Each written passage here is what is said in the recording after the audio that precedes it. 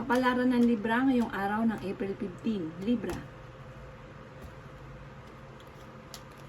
Sinasabi po dito na may paparating sa mga single na totoong pag-ibig. May paparating din na proposal, sundin na sinasabi ng inyo pong kalooban. Sabi po dito, malakas ang inyo pong atraksyon. Kayo daw po Libra ay malakas ang karisma. Maaaring meron ka lang daw pong parang gustong-gusto na makamit na hindi mo pa makamit-kamit or hindi nyo makakamtan. Parang meron kang gustong-gusto na parang hindi talaga para sa'yo. Malakas daw po ang inyo pong karisma. Kayo daw po ay magiging matagumpay.